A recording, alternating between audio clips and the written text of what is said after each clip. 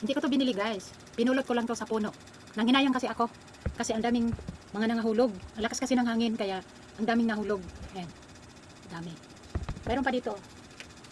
Ngayon, tulungan nyo ako magpapak guys. Unahin natin tong biak. Pero malinis to guys kasi kababagsak lang.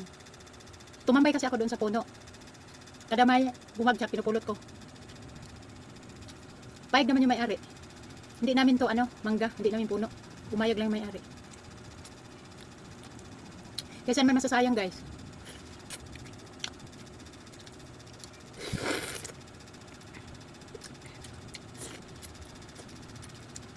Yummy.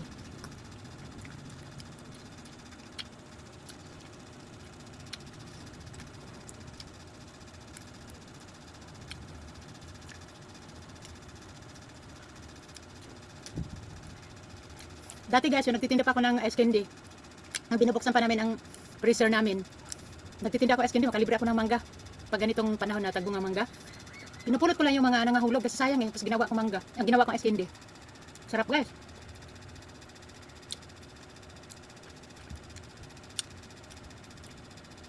Ito.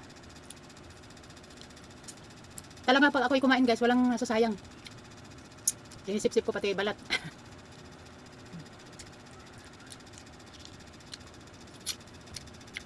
Sarap.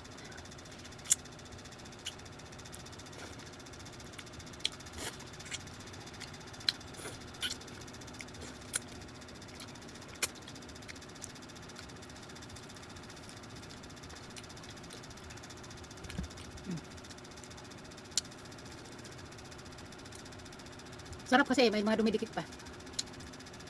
Ito medyo maniba lang. Sarap to. Yung naghalo yung tamis at asim.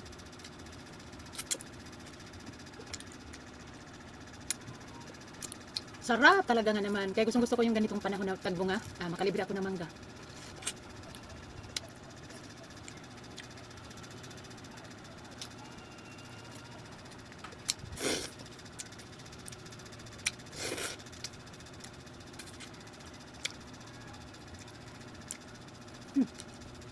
Yummy ito pa. Hindi naman marumi ito guys kahit nahulog. Kasi bagong bagsak.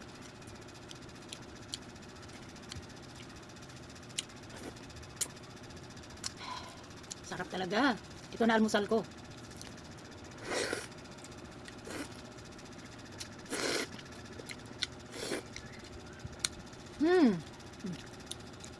Ito. Sa'yo na guys, walang biak. Sarap.